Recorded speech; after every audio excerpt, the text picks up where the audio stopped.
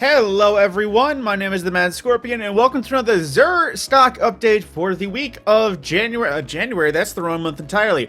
February the 28th, almost to March, and Act 2 of Heresy. Now, if you didn't know, there is a dev stream going on, so we will be getting a little bit more details happening with next Tuesday. And just in case you were wondering, I'm doing my due diligence before diving into Monster Hunter Wilds this entire weekend. So just in case you don't see me or you see me live, I'll likely be playing Monster Hunter Wilds and doing my best not to fight the pickle and die, as I've heard many tales of the pickle. However, with Xur, he has his usual two catalysts on the front page, which nowadays is a mix of useful and not so useful. Because I believe the Prospector catalyst just makes it so that it gets buffed reload speed. It used to be increased ammo capacity, but with its recent changes to cluster bombing and everything, they kind of tweaked it just so it wouldn't be completely OP.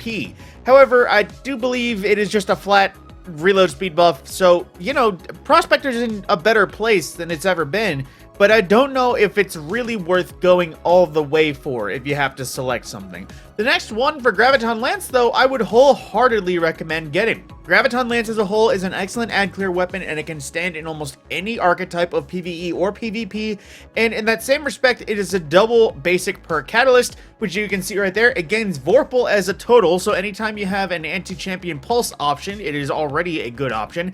And Turnabout, which recently, with the more and more way things are getting shields, is increasingly effective, as anytime you break something, whether it be the Lucid Moth shields, the Shadow Legion shields, anything that counts as a overshield for enemies, you get a overshield. It's not exactly a void one, I think it's still one of the neutral ones, but in the end, it is literally just, you get more damage against the big things, and randomly you will get an overshield when you break shielded targets. So it is, on top of the massive ad clear potential Graviton Lance has, a just overall great exotic catalyst to obtain. In terms of weaponry, we have a few nifty ones. The first being the Aeon Swift, which, if you don't know, the Aeons is kind of like the preliminary, you need one of these for endgame content that you need to master. It has three different options to a mod that essentially is choosing the exotic perk, but the main one that anyone runs is basically just the usual one, which is Sect of Insight, where precision weapon takedowns will have a chance to drop an orb. But the next bit of using a finisher on Elite, you generate special ammo for your fire team, and boss or mini-boss, aka champions, you generate heavy for your fire team. Anyone who's also running Aeon will get a benefit with a burst of super energy. However, it is a ammo machine generator when you actually are fighting multiple champions, and it's just generally the thing that most people would recommend constantly running. Not to mention, if you want to customize it a little bit, I believe it changes your glow to a nice green glow on your armor, at least from those little jets. Next is, personally, my favorite exotic in all of Destiny, and that is the Actium War Rig, which basically makes it so that any auto rifle or magazine gets an automatic reload over time, but giving, I think it's 15% of your magazine per tick, and a per tick about every 2 seconds or so. It also grants a moderate benefit to airborne effectiveness of both auto rifles and machine guns. It inherently is a simple exotic, but when you compare it, or compare is the wrong word, when you pair it with something like Sweet Business and another machine gun of massive magazine size, you will be shooting consistently until you practically ran out of all ammo. And of course, infinite ammo Sweet Business means that this thing is just a ammo feeder. I'm not joking, I've done the math. You fire uninterrupted with a solid 30 seconds, not to mention explosive rounds. You know, it's just an all around, any Titan should have this at any time for obvious reasons.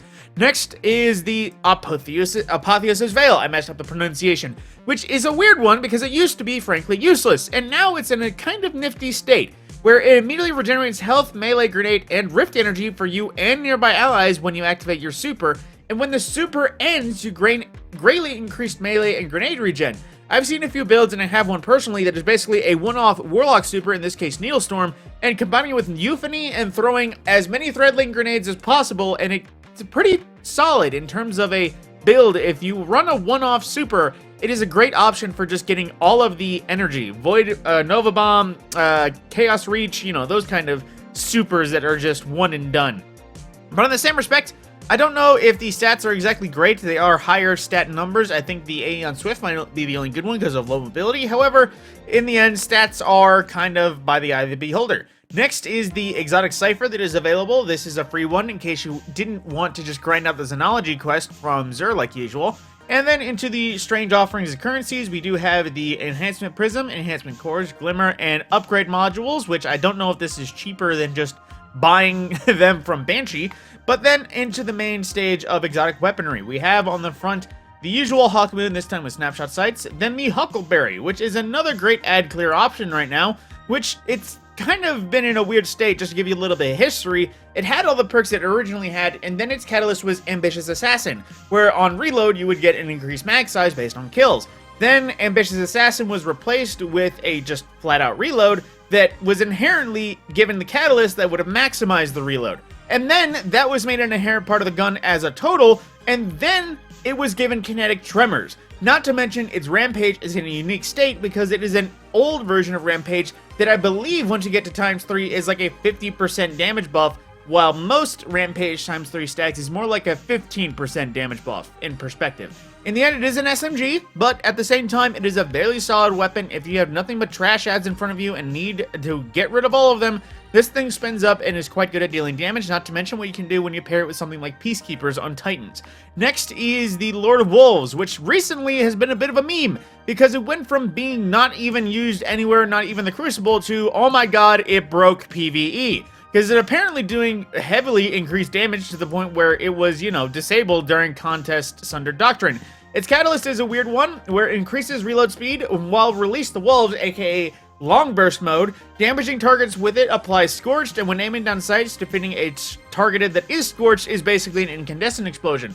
Which Release the Wolves is this detail right here. When firing from the hip, the weapon shoots in full auto and damage rate of fire are increased, but accuracy and range are decreased. While aimed on sights, it's more like the traditional burst. It's basically a shotgun burst rifle that is also duality in a weird way. It's hard to describe how it functions because it has so many different functions for just being a shotgun. Next is the meme of the rocket launcher, the Wardcliff Coil, still only really seeing use in PvP because for some reason it's like an instant one-shot for every individual grenade.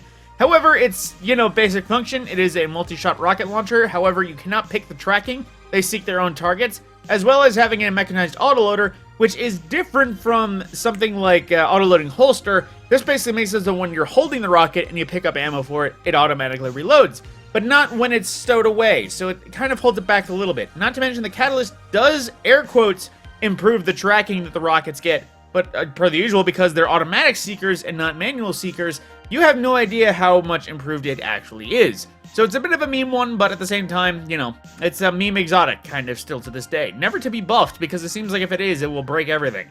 Going through the main arraignments of armor, we have the Farewell, a lightweight kinetic sidearm from Season of the Splicer. The Nightshade, a lightweight strand pulse rifle from the Strike Place in Season of the Witch. The 7th Seraph SMG, well, I think that's the wrong saying of it, but essentially 7th Seraph SMG, that is Precision Arc Frame SMG from Season 10. Then the Vision Arc Pulse Rifle, that's the, not Pulse Rifle, Pulse Pistol, that is from Season of the Splicer as well, old-fashioned early weapon. The Blast Patu, which is an Arc Adaptive Frame Grenade Launcher, back from Season of the Hunt. The Strand Thin Precipice Sword, which is a Vortex Frame Sword from Season of the Deep. And the usual class swords that are all available, which keep in mind, these can be used by any class nowadays because of some nifty bugs that were made a feature, so keep that in mind if you're actually looking for some different sword styles. And to just put that in perspective as well, the only thing that really can be crafted here is the Thin Precipice Sword. Everything else is just kind of a random roll of a random gun from the past. And the armor that is available is the old Mercury armor, way back from Season 2, I think officially it is labeled as the Kairos Function armor from Mercury. And with that, my name is the Mad Scorpion. This has been the Xur stock update, and like I said, I will be delving into Monster Hunter Wilds for probably most of the weekend with my friends, so if you're on the lookout for that, I would be greatly appreciate stopping by and saying hi. Keep in mind, this is my first ever Monster Hunter game, so I will likely be eaten alive by all of the frogs. With that, my name is the Mad Scorpion, and I will see you in the next video.